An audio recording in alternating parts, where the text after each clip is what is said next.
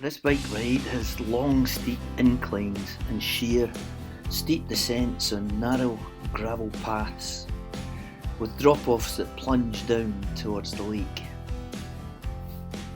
The obvious question is, what is a septuagenarian doing anywhere near it?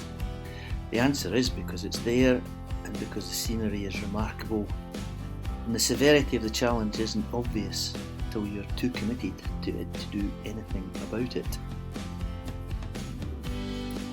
The start through Hanley's farm and Jack's Point is benign enough, and after a lot of pushing to get to the top of the hill overlooking Lake Wakatipu, you can look back over Jack's Point golf course and the jagged ridge of the Remarkables, where skydivers fall whooping from the sky, and the planes that drop them come and go from the grass airstrip.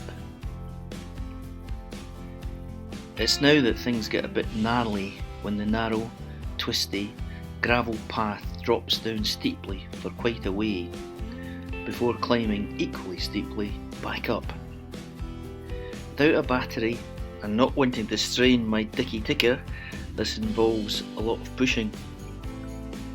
There were also a couple of downhill sections on which I dismounted and walked down. Discretion can be the better part of valour, and finishing in one piece is always my objective.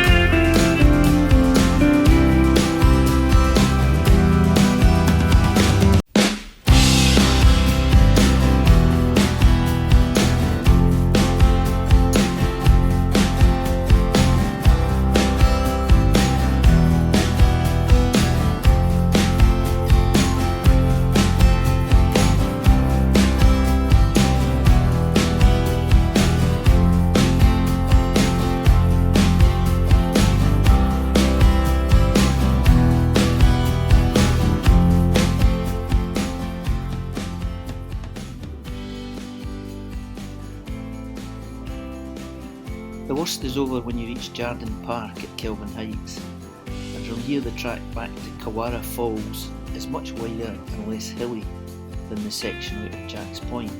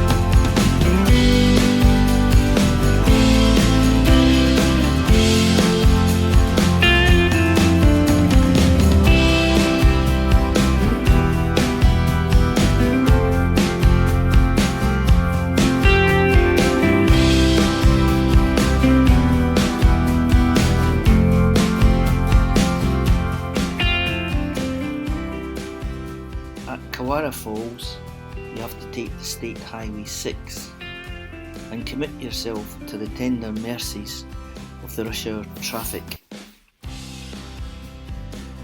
There is a reasonably generous cycle lane marked, but this is of variable width and the traffic is constant and moves at 100 km an hour, so it's not a pleasant experience and confirms my aversion to cycling on busy roads.